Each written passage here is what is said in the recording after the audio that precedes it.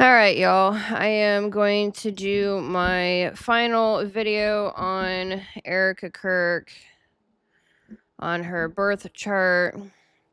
I am going to keep my notes up here. It's kind of annoying having that light shining in everyone's face. All right. Get more comfortable here. All right, so this will be my last video on Erika Kirk. I don't normally get into birth charts, but I certainly felt the need to here. I have been deep diving into the whole situation for a while now. And yeah, I'm really busy with my own things. I've got multiple different series going on here on my channel. And I've been looking into birth charts for 8, 9, 10 years now. Quite a few hundred of them. And normally I keep it to personal people that I know or famous people, just, musicians and intellectuals and people that I am really interested in. About knocked the whole world down. And these are not people that I had ever followed or listened to. But it is a huge, political, religious upheaval. I know that it affects the younger generations that probably listen to Charlie. I don't know. It's fascinating to me, and it's an extremely unfortunate situation. We all have our own opinions. I am sure that's really not what this video is about. I just really wanted to do an extra deep dive into Erika Kirk's birth chart because, why not? Why the heck not? Honestly, I came here because I was getting ready to work on my Scorpio series. I've got a 500-page book that I have finished and released, I don't know, probably a couple weeks ago, a month ago. And so I am circling around like 15 different series on my channel. I kind of get burnt out after writing a 100-page book and doing 6 hours of video in a certain series. I get burnt out and move on to the next one. It's endless work. I'm going to be doing this for a very long time. So this is kind of how I keep my creative flow going is I kind of, just jump from series to series so that I don't get too burnt out on a single topic and whatnot. So this is an extra deep dive into Erika Kirk. So I'm going to have you follow along. Hopefully you can see my notes. I am very new to this OBS software. Can you see let me make sure everything's working first. All right, cool, it is. And I literally just didn't want to do that. Okay. So the weaponized of the feminine war, God, and resource control, a power profile. So I literally was getting ready to do some videos on my Scorpio series, and I was, watching Ian Carroll and multiple others on YouTube. And was like, you know what? I'm just going to crack open Erika Kirk and Charlie Kirk's birth charts. And come to find out, Erika Kirk is extremely heavy in Scorpio energy, and Charlie Kirk himself. They both have their Mercury in Scorpio. This is a sunrise chart, so disregard the rising sign and the houses on the actual chart.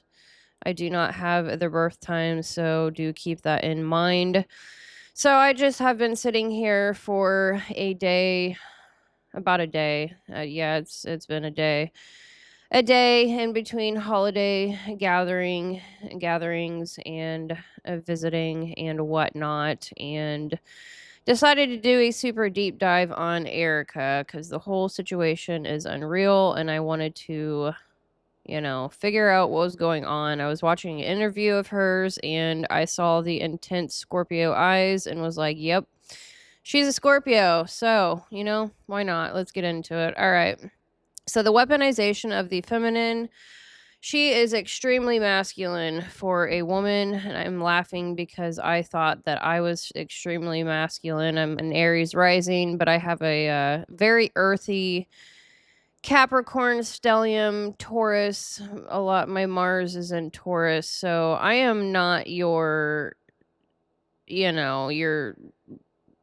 I'm very solid, dense, grounded.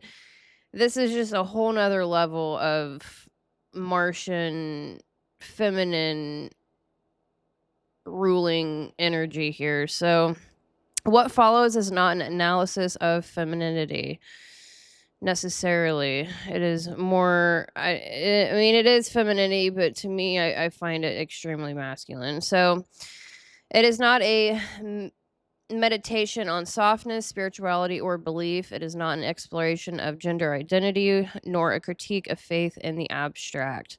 What follows is a power profile. Specifically, it is an examination of how control strategies normally associated with military, political, or institutional systems can be embodied, legitimized, and deployed through a feminine coded interface. The subject is not womanhood, but adaptive governance, behavior formed under conditions of instability, hierarchy, and resource uncertainty. This is war without uniforms. So I'm stripping the humanity away a wee little bit for personal reasons after hours and hours of study. So the origin point, part 1, the environment. War before identity, militarized socialization without a battlefield. Some children are raised in homes. So her mother is in the, whatever, working for military defense contracting. And so that certainly is a huge ordeal in this Erika Kirk's personality. So some children are raised in homes, others are raised in systems. Homes are relational environments, systems are functional ones. So Erika is extremely systematic. Let me pull out my key card just so I can stare at it, since I no longer have it on my screen, since I've got my notes up here. Here we go. Extroverted thinking child. I've got crap all over that one. All right. So yeah, extroverted thinking is the systematic portion of this personality. All right, so talking out loud. All right, so they prioritize military ecosystems, even when indirectly experienced, do not prioritize emotional attunement. They prioritize order, readiness, and compliance. From early childhood, the surrounding environment communicates a consistent set of conditions. There are rules, there's hierarchy, and there's always a possibility that something may go wrong. I just find this case very fascinating because I was raised in a very strict Catholic environment. I went to a private Catholic school until I was in 5th grade. I took it very seriously up until I was about 14 or so. And yeah, I'm not from a military background. I am a Native American raised Catholic, and so the religion aspect does really, because she is claiming to be oh so religious, I was pulled in because like I never I don't like preachy. It's a pedestal. It's certainly a pedestal thing, and that annoys me a lot. It is extremely it's just fake. It's just fake, and I can just see it. And so anywho, from early childhood, the surrounding environment communicates a consistent set of conditions. There are rules, there is hierarchy, and there is always a possibility that something may go wrong. So I was raised on a farm. I've lived on the farm practically my whole life, and I know what it is to work hard and be raised in a very strict religious environment. And Yeah, I thought it was quite interesting that she was in a beauty pageant. I had actually body built for a very long time, over a decade. And I got ready for a figure competition, got my suit and everything. And my grandmother was extremely upset with me because, her reasoning was, oh, everyone does it. And I'm like, no, Grandma, I'm doing it because most people are not disciplined. That's the whole point. Inspiration, being disciplined. And I went down that road for a long time. I literally got my spray tan on and everything and ended up not competing last minute, and just sat there and cheered on another girl that I had kept in contact with throughout our entire process. And it's just, she just it's just it's politics, beauty pageants, and religion. Do they all, honest to God, go hand in hand? Do they? They certainly blurred the lines with that organization. It's really wild to me. So, military ecosystems, even when indirectly experienced, do not prioritize emotional attunement. They prioritize order, readiness, and compliance. From early childhood, their surrounding environment communicates a consistent set of conditions. There are rules, there is hierarchy, and there is always a possibility that something may go wrong. In such environments, safety is not internalized as a felt sense, it is externalized as structure. The nervous system, therefore, does not organize around the question, how do I feel? It organizes around a different one. What do I need to know to survive this? So, this is the formation of Erika's personality through childhood. Where is her chart on my... Give me one moment, actually. Okay, I'm gonna have the chart closer to my face so I can stare at it. Moon and Aries, that's right. All right. So that's a lot to do with the military upbringing. Her moon and her sun, obviously, and Mercury. So the militarization of the Scorpio sun, Aries, moon, and Scorpio Mercury, as well as her asteroids. Vesta, Scorpio. So I'm just really Pluto, Scorpio, generation, millennial. All right. So I'm curious with how actually you know masculine her energy really is, and how it became how it did. So all right, we're what are we operating with here? All right, so this marks the origin point of what can be accurately described as war logic, not in the sense of violence, but in the sense of perpetual readiness. The body learns vigilance before it learns language. Identity develops downstream from threat assessment. When additional destabilizing factors are introduced, geographic displacement, so they moved. I'm not sure exactly when her parents divorced, but her mother and her moved to Arizona. And due to her mother's opportunity in the defense, whatever program, military program she was working in, and so yeah, geographic displacement, absence of parental structure, lack of extended family support. The lesson becomes more explicit. Security is conditional. It must be constructed, monitored, and defended. This is not trauma in the colloquial sense. It is tactical conditioning. And her Chiron in Cancer really fascinates me as well. That's where the war begins, not on a battlefield inside the body. I don't know. Supposedly her and her mother are tight knit. There's just really serious wounding in the Cancerian mothering archetype within her. So raised in a military ecosystem, even indirectly, one does one thing to the psyche. It teaches you that stability is temporary, authority is hierarchical, resources decides survival, movement equals safety. Attachment is a liability. That's not trauma fluff, that's tactical conditioning. The maternal economy, entrepreneurship as survival training. Within this context, the maternal model becomes decisive, as an entrepreneurial mother operating without a safety net does not transmit ideals of abundance or emotional ease. She transmits resource intelligence. Her behavior teaches risk assessment, monetization, self-sufficiency, and the ability to extract opportunity under pressure. Survival through opportunity recognition.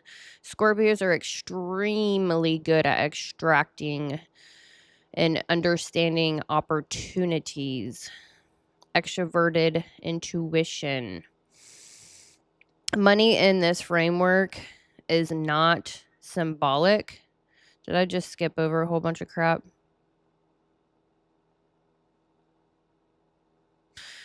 Yeah, I didn't. Okay, so money in this framework is not symbolic, it is functional. Money equals mobility. The child observes the stability. That stability is not created through rest or softness, but through competence. Love is not expressed as soothing availability. It is expressed as endurance, adaptability, and problem solving under constraint. The lesson absorbed is subtle but profound. Dependence is dangerous. Capability is protection. As a result, femininity does not develop as receptivity. It develops as containment, the ability to hold pressure without collapse, to regulate emotion internally, and to present composure regardless of internal strain. This form of femininity is not expressive, it is structural. This is resource warfare taught quietly. Money is not emotional here. Money is mobility. The mother does not fall apart. She adapts, she moves, she builds, she enters defense contracting, she plays in male dominated arenas. She chooses opportunity over comfort. This teaches something very specific. Love does not look like rest, love looks like endurance. Stability doesn't come from softness, it comes from competence. So, femininity doesn't develop as receptivity, it develops as containment. The emergence of control-oriented psychology. By the time identity begins to consolidate, the foundational architecture is already in place. The psyche has learned that stability is temporary, authority governs access, resources determines freedom, attachment introduces risk. From this, a coherent strategy emerges, not consciously chosen, but functionally inevitable. Trust is replaced by control. Control in this context is not dominant, it is damage mitigation. It takes the form of managing information flow, regulating emotional exposure, and maintaining leverage over resources and relationships. This is where the archetype commonly associated with Scorpio in the 8th house becomes relevant. Gosh, I can't wait to get to my Scorpio book. I just want to get this done. But yeah, this is really wild. So this is where the archetype commonly associated with Scorpio in the 8th house becomes relevant, not as mysticism, but as metaphor. The defining trait is threat literacy, the capacity to perceive hidden motives, anticipate power shifts, and understand exchange dynamics beneath surface interactions. Nothing is given freely because nothing was ever free. Scorpio 8th house war logic, the core archetype. Scorpio is born as a weapon system. Real Scorpio is not emotional depth, it's threat literacy. Scorpio learns what people hide, where leverage lives, how silence changes power, how patience outlasts force. Nothing is shared freely, everything is assessed. It's situational awareness burned into the nervous system. The Scorpio archetype doesn't dominate openly. It studies power, learns leverage points, waits for vulnerability, strikes where resistance is lowest, binds loyalty through intimacy, fear, or salvation. Scorpio doesn't necessarily want attention. Scorpio wants control of the exchange. And the eighth house governs shared resources, emotional debt, moral obligation, life, death, thresholds, loyalty, contracts. That's the battlefield. This is where Scorpio grows. Real Scorpio is born when trust costs you, exposure gets punished, truth creates consequences, safety requires strategy. Scorpio doesn't ask, can I be myself? Scorpio asks, what happens if I am? So information becomes power, silence becomes armor, memory becomes a weapon, nothing is forgotten. They have insane freaking memories, like Scorpio and Libras and probably Capricorn. Actually, I keep forgetting about Capricorn. Let me just check this out. Like, I would literally say,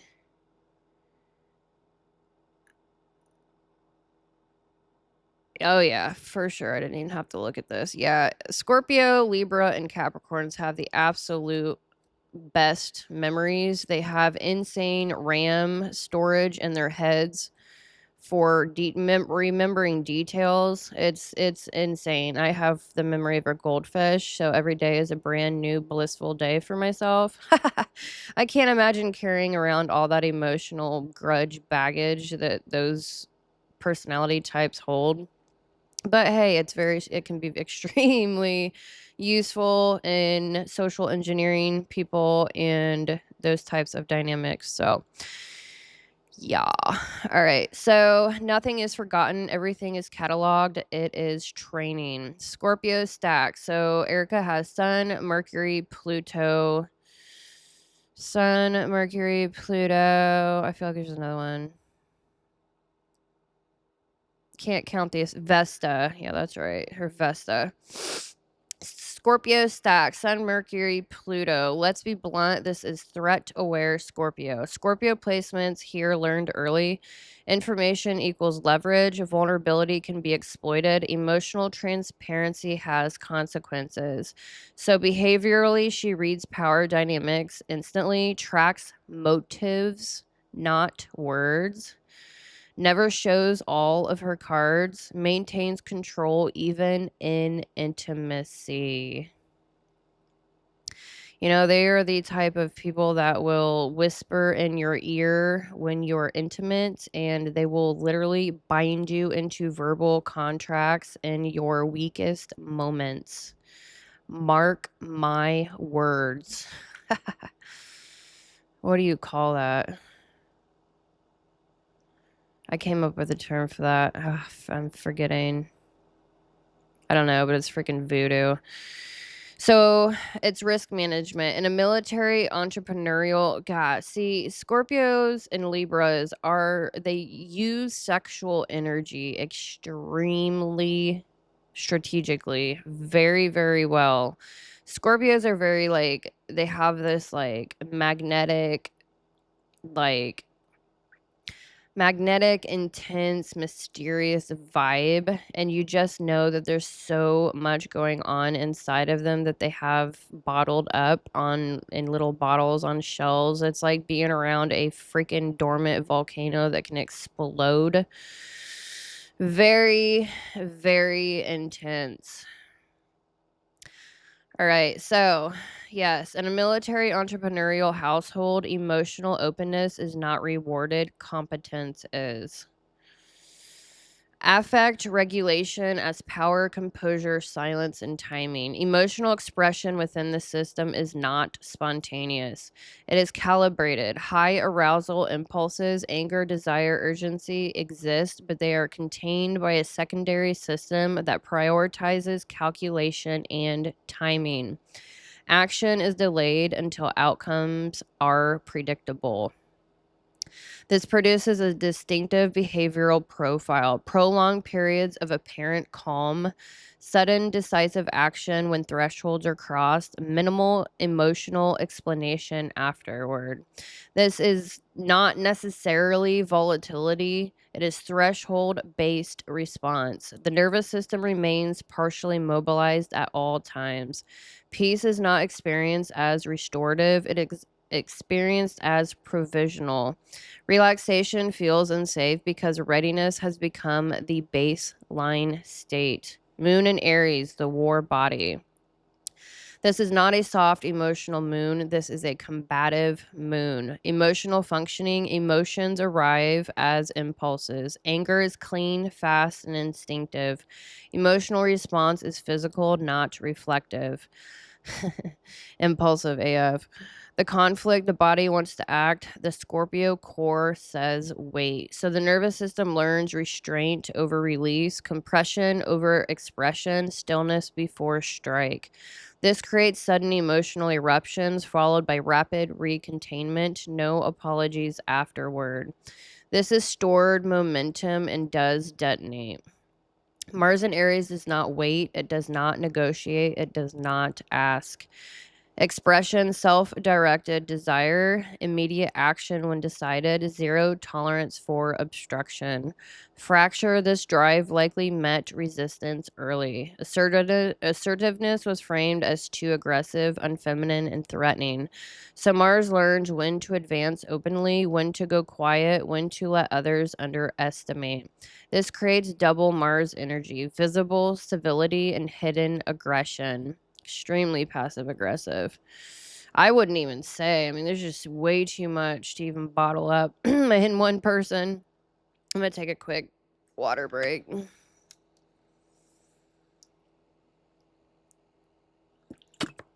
Yeah, I'd say her childhood was very strict and disciplined. So, yeah, I bet it boils over now and then. Venus and Libra, beauty pageant contradiction. So here's where it gets interesting. Venus in Libra knows how to be pleasing, how to smooth conflict, how to present elegance and harmony.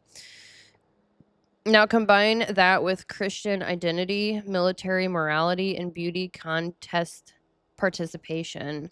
This is adaptation. This placement learned I can be acceptable if I look right, behave right, and speak carefully. Beauty becomes social capital, protection, and currency. Christianity here functions less as spirituality and more as a moral structure, legitimacy, and safety within hierarchy. Harmony is not softness, it's conflict avoidance. This is where people misread her. Venus in Libra does not mean softness here, it means strategic harmony.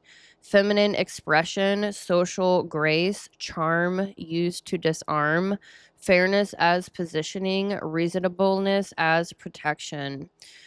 Wounding pattern, peace learned as a survival tool. Harmony wasn't about connection, it was about maintaining control of the field. Result, emotional self editing, strategic agreeableness, tension hidden beneath civility.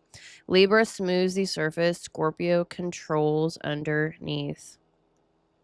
The feminine becomes intelligence, not expression. Femininity as armor. So this is where people get confused. They see beauty, elegance, composure, morality, and grace, and they think softness. They're wrong. Beauty is camouflage. Elegance is access control. Morality is legitimacy. This femininity doesn't attract, it filters. Who can get close? Who is predictable? Who is safe enough to stand near? This feminine does not emote freely. She controls output. She watches first, listens longer, speaks last. She seeks dominance through position. Position means never being cornered. Aries moon, never being cornered. Scorpio, freaking God. Never being surprised. never needing to ask for mercy. This is 8th house war, leverage. The feminine myth shatters. This is where the lie dies. This woman was never meant to be soft. She was meant to be effective. She doesn't crave safety. She craves control over exposure. She doesn't want peace. She wants no surprises. She doesn't relax. She stands down temporarily. And if you mistake her composure for coldness, if you think her silence means submission, if you believe her elegance equals passivity, you are already misreading the terrain.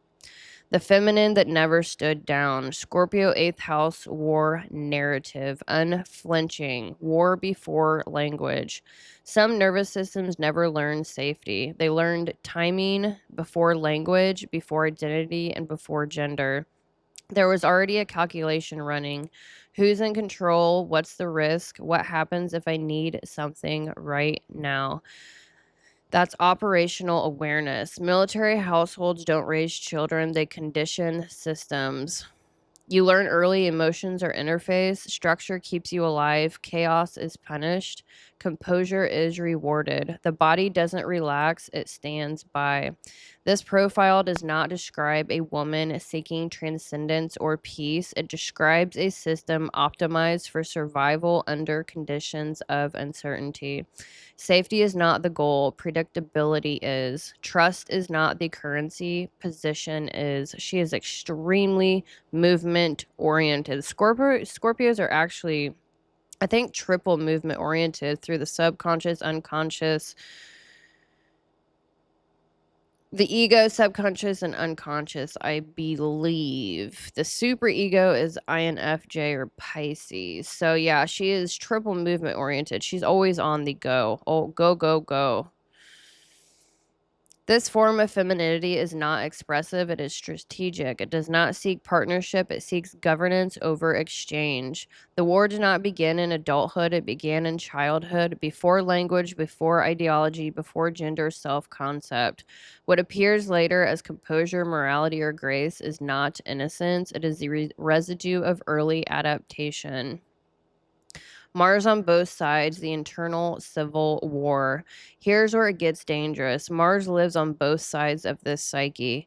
One Mars says strike, act, defend, and move fast. The other says wait, observe, calculate, and remember. So conflict never leaves the body or explodes. It simmers indefinitely and gets contained. This creates someone who can endure extreme pressure, does not panic easily, rarely feels safe enough to rest, and feels unsafe when things are calm, aka causes conflict for sure. It always partially is mobilized. Peace feels unfamiliar. Relaxation feels reckless. Stillness feels exposed. Readiness feels normal. So yeah, Scorpios and Libras, they always are stirring the pot in order to create their own control of their environments. Femininity as interface, beauty, harmony, and moral presentation. And they certainly never trust anyone. Scorpios do not trust people. And it's like they always have this self-fulfilling prophecy of I am going to get burnt, so I'm going to burn everyone first. They burn everyone. Certainly. It's a thing. It is a thing.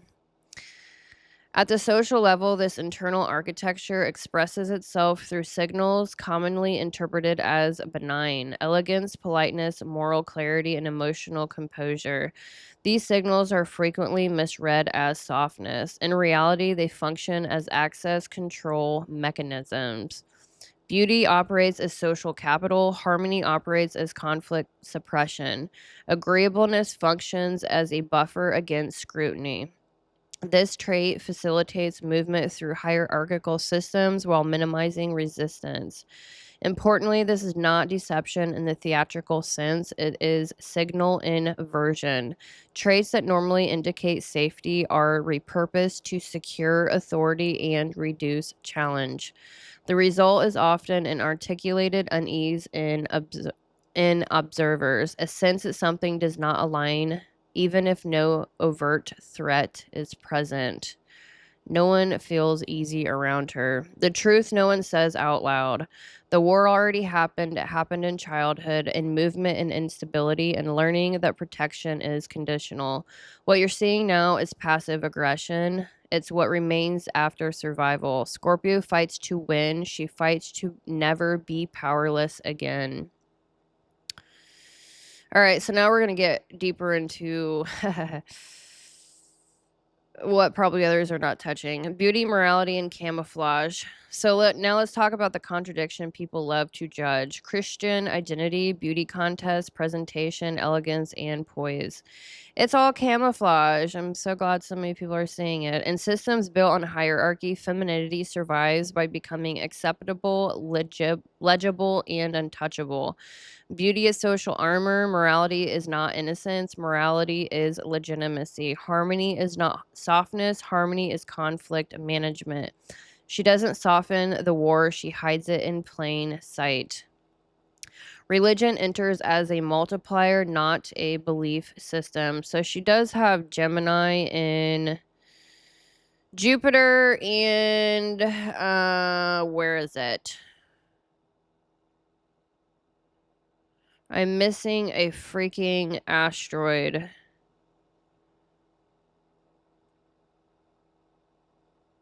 Lilith. For some reason I have an asteroid.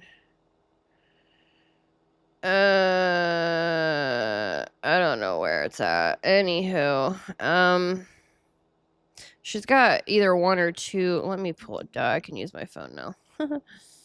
Give me 1 second here. I'm not gonna look at this probably ever again. I'm curious.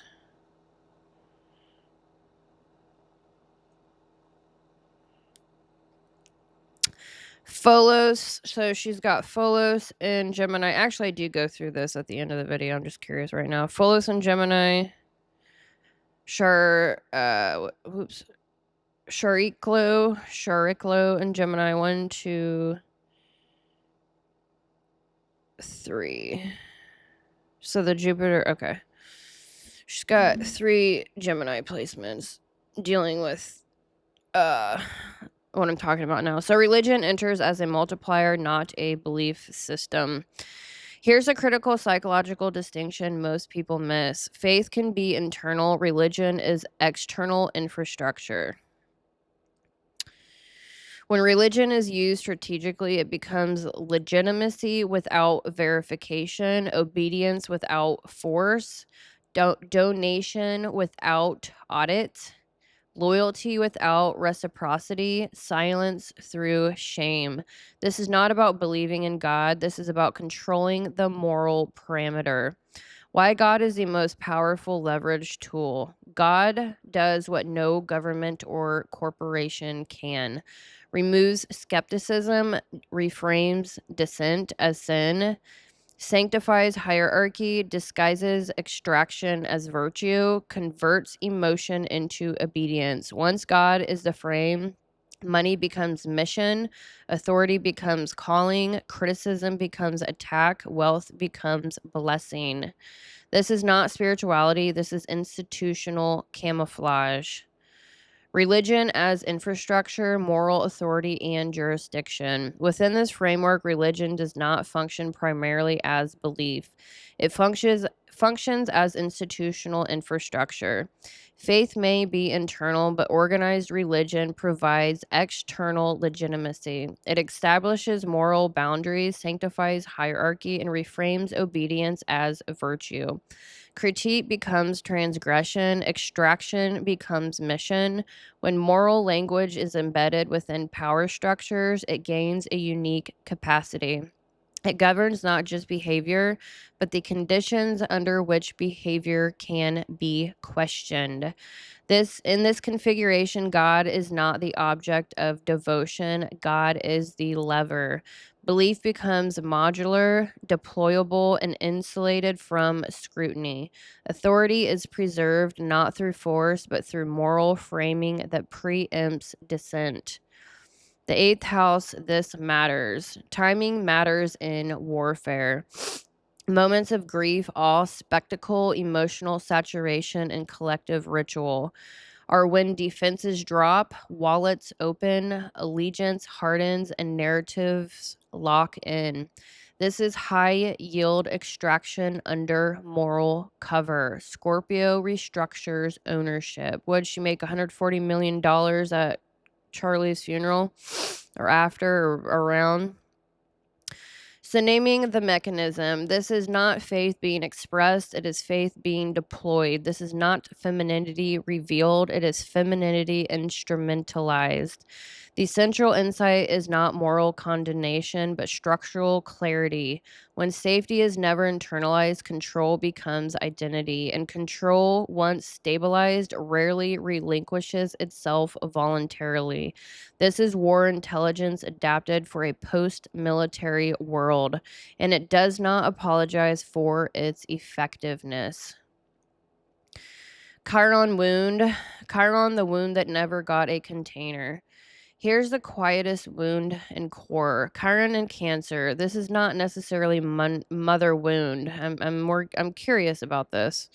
This is attachment instability. The lesson learned early. My needs complicate things. Chiron and Cancer doesn't cry, it withholds. So the system adapts self-containment, parenting self, emotional self-sufficiency, and rationing, suspension of care and discomfort with being held. Yeah, it's like I'm like so confused with this Chiron and Cancer because she's like all about hugging people in inappropriate ways, and it's like Chiron and Cancer, the hugging is not really there. It's uncomfortable.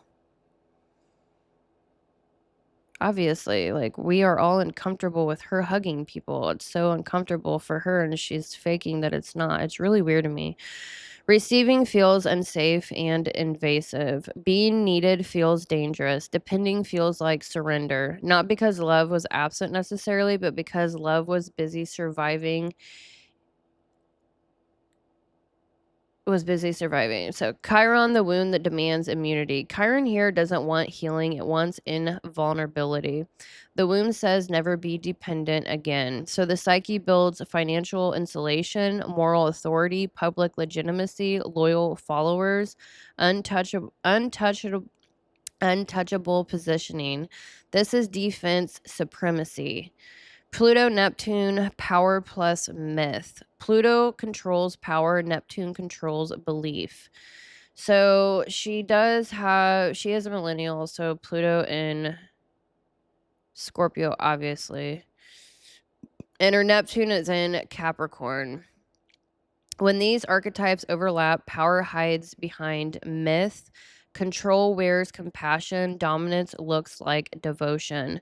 This is why people defend it emotionally, not because it's harmless, but because the myth protects the structure. Neptune's role, functional numbing. This isn't disassociation into fantasy. This is disassociation into duty.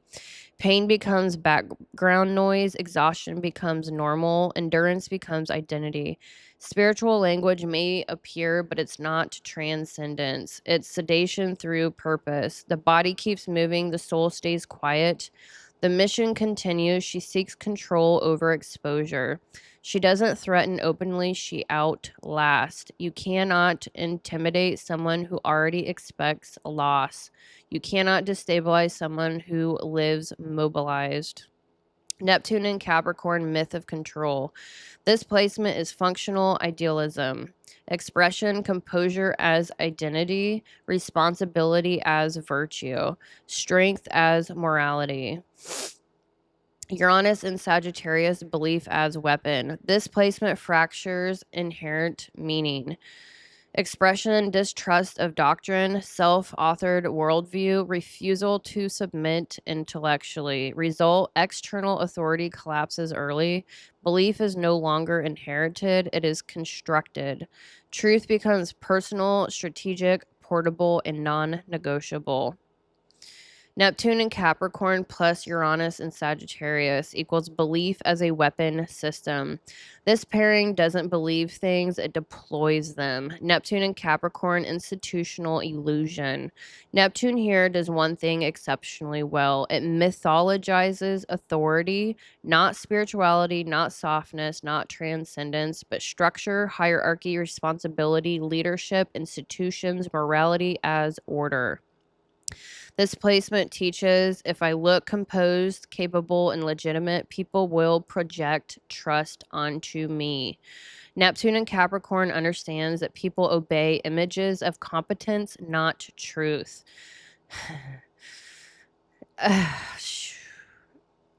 Man, I just want to rip it up. I really want to rip it up. For Scorpios, it's all about belief, not truth. And they know how to frame belief. They know how to push belief onto other people. And so do Sagittariuses. There, I said it. I feel so much better. In their dark. I'm not saying all. Do I have to do a disclaimer? Seriously. All right. Anyways, so this placement teaches if I look composed, capable, and legitimate, people will project trust onto me. Neptune and Capricorn understands that people obey images of competence, not truth. So emotion is hidden, doubt is buried, and vulnerability is reframed as weak leadership. This is how belief becomes architecture. Uranus and Sagittarius, ideology as shock weapon. Uranus here doesn't gently question belief systems, it detonates them. This placement breaks inherited doctrine, disrupts moral certainty, reframes truth as subjective and portable, understands belief as something that can be rewired. Uranus and Sagittarius knows people don't defend facts, they defend meaning. So if you control meaning, you control direction. This is a placement of ideological disruption, sudden narrative shifts, belief whiplash. Oh, I just had to. Moral reframing in real time. There's nothing like feeling whiplash around the Scorpios and Sag. Together, why this is dangerous. When these two combine, Neptune, Capricorn, Uranus, Sagittarius, Neptune and Capricorn builds the appearance of authority, and Uranus and Sagittarius rewrites the stories that authority rests on.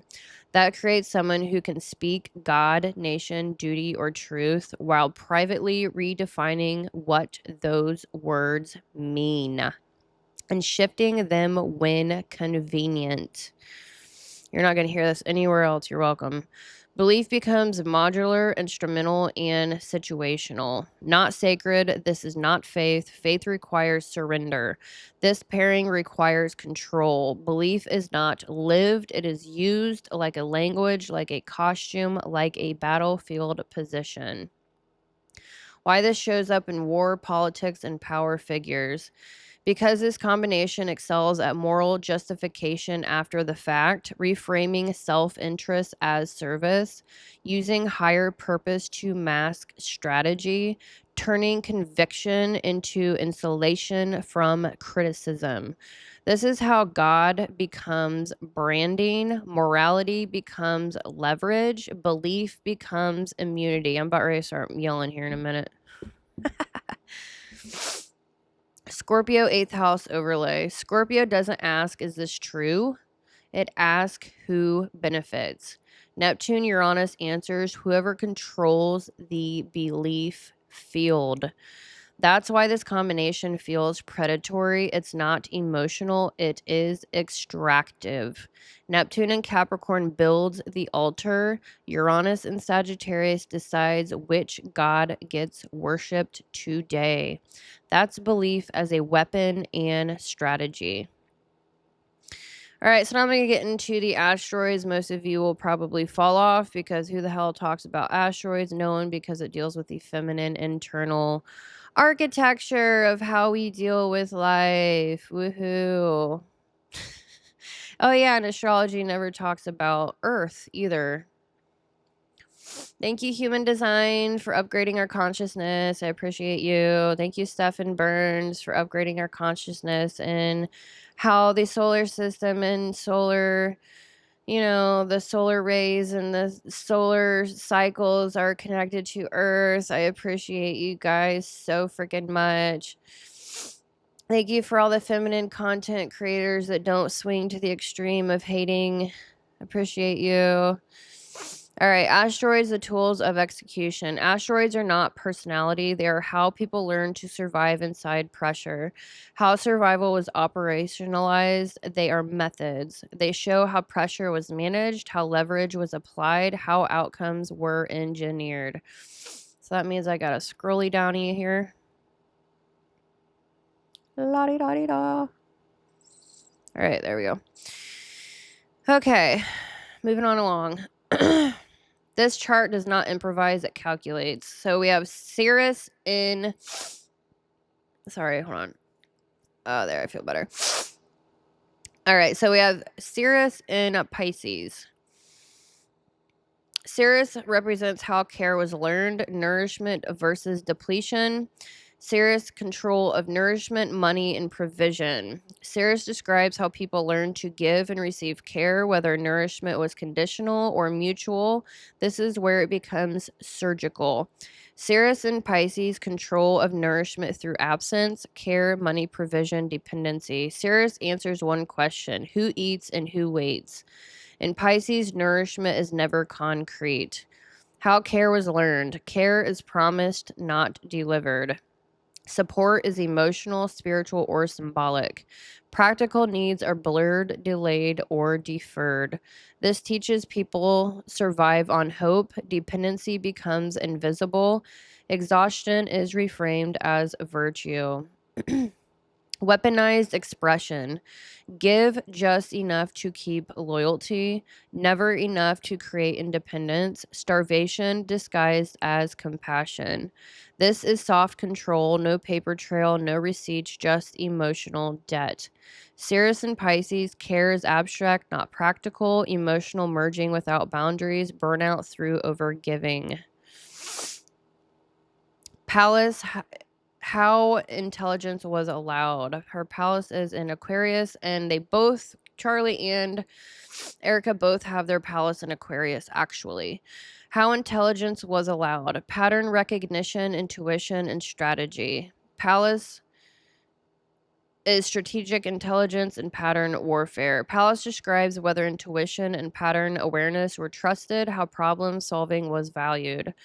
I'm just going to assume... I'm going to assume... I don't like assuming, but I'm just intuiting that perhaps both of their fathers had a lot of that Aquarian. Both of their fathers were probably heavy studiers. I don't know. Curious where that Palace energy comes from.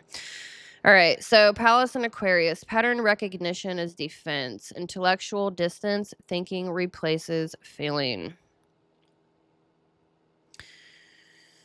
Palace is how intelligence is allowed to function. In Aquarius, emotion is noise, detachment is safety, systems matter more than people. How intelligence operates. Sees patterns before others, thinks several moves ahead, views people as nodes, not individuals. Weaponized expression, outthinks rather than outfeels, uses ideology as infrastructure, hides intent behind principles. This placement does not argue, it repositions the board. Then we have Juno. Her Juno is in Virgo. How commitment was structured. Contracts, marriage, and loyalty. Binding contracts disguised as union. Juno describes how partnership functioned, whether commitment was chosen or enforced. This includes marriage as obligation, loyalty prioritized over intimacy, endurance valued over compatibility. Juno and Virgo, commitment is earned through labor, loyalty is proven through usefulness, love is conditional on performance. How a partnership functions. You're valued if you are efficient, you stay if you are productive, you are replaced if you are not. Weaponized expression, relationships structured like employment, emotional needs reframed as inefficiency, Devotion extracted through duty. This is a marriage as compliance, union without intimacy, stability without warmth. Then we have Vesta. Her Vesta is in Scorpio. Vesta represents where life force was devoted, focus, sacrifice, and burnout. Devotion framed as virtue. Vesta describes what people gave their energy to unquestioningly, where devotion replaced selfhood. This includes work, family, institutions, and survival roles. Vesta in Scorpio, intensity focused inward, sexual and emotional energy guarded, burnout through over control. Vesta shows where people burn themselves out to keep the system running. Vesta in Scorpio, total devotional lock in, focus, sacrifice, and obsession. Vesta shows where selfhood was surrendered. In Scorpio, devotion is absolute, energy is tightly guarded, nothing is casual. How life force is used. Sexuality is controlled, not shared. Intensity is focused inward. Power is conserved, not spent. Weaponized expression, burnout through over control, self denial framed as mastery, obsession justified as commitment. This is holy war energy. Once something is chosen, it is consumed fully. Very possessive. Scorpio energy is very possessive. Very possessive. Oh, geez. Sorry, I can't be possessed. Absolutely cannot handle it. All right, Lilith. What was rejected or punished? Truth, sexuality, anger, and refusal. Lilith is a rejected feminine power reclaimed coldly. Lilith describes what parts of humanity were exiled, which expressions were deemed unacceptable. This includes emotional honesty, sexual autonomy, rage, refusal, and grief, and non-compliance. Lilith shows what had to be hidden to belong. Lilith in Virgo punished autonomy, repressed feminine power. Lilith shows what had to be erased to belong. In Virgo, anger is unprofessional, refusal is ungrateful, sexuality must be clean, useful, and justified. What was rejected? Emotional mess, feminine rage, non-compliance without explanation. Weaponized expression, power reclaimed coldly, control disguised as morality, judgment used as enforcement. This Lilith doesn't rebel loudly, it withholds, and withholding is leverage. Then we have Pholos in Gemini. Pholos is small moves triggering massive outcomes. Pholos in Gemini, chain reaction engineering. Small actions, massive fallout. Pholos is the domino asteroid. In Gemini, words trigger events, narratives alter outcomes, minor statements reshape reality. How disruption works. Say little, let others extrapolate, watch systems collapse under interpretation. This placement understands you don't need force, you need timing. Nessus in Virgo. Nessus is generational exploitation, patterns made invisible. Nessus in Virgo, sanitized exploitation. Abuse normalized as function.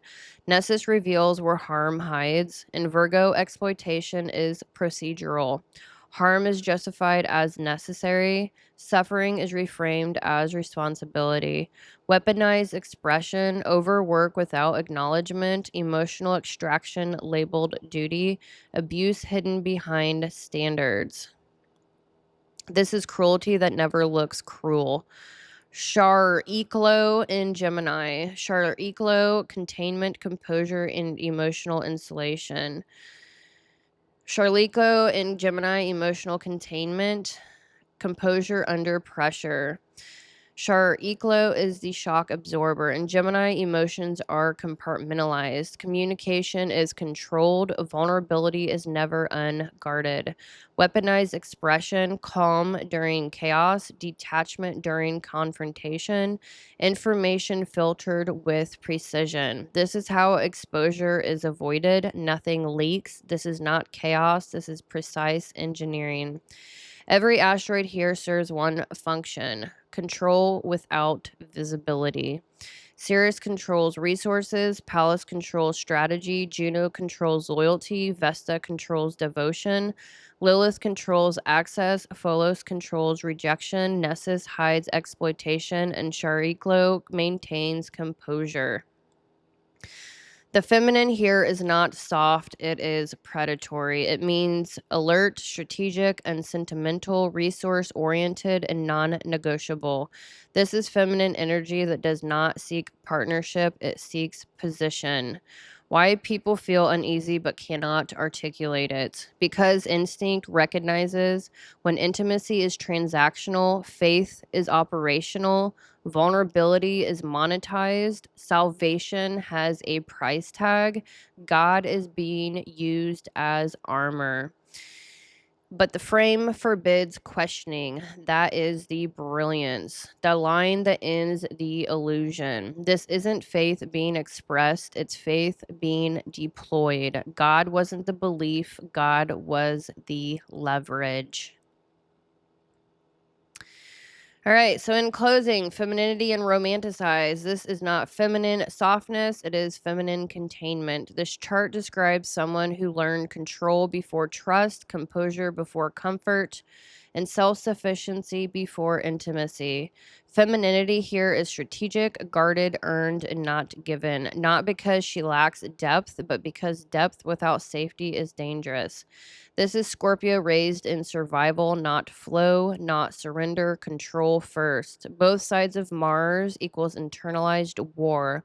When someone is both sides of Mars, it means they are the soldier and the battlefield, the aggressor and the one bracing for impact, the commander and the one expected to endure without complaint. This is not outward chaos, this is contained war. How it shows up in her chart: Mars and Aries, pure, raw, instinctual war.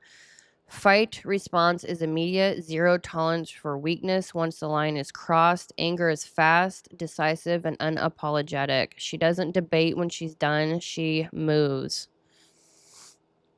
But Scorpio dominance, Sun, Mercury, and Pluto, war is calculated, emotional pressure is stored, retaliation is strategic, not loud, nothing is forgotten. So you get Aries, Mars pulls the trigger, Scorpio decides when and where. That's two forms of war operating simultaneously. Why it feels like full of war: because she was raised inside war logic. Military structure equals hierarchy, obedience, and readiness. Entrepreneurial survival equals constant pressure, competition, and threat. No extended family equals no emotional reinforcement. Mother equals both protector and stress source. So the nervous system learned peace is temporary, readiness is permanent. Feminine expression under this Mars stack. This is important. Her femininity is not receptive, it is alert. She scans first, trusts later, keeps control even while appearing warm. Softness is conditional, not default. Beauty plus Christianity plus discipline equals armor that looks acceptable. Deceptive. It's actually deceptive and camouflage. Why this actually matters collectively. This archetype is not rare necessarily.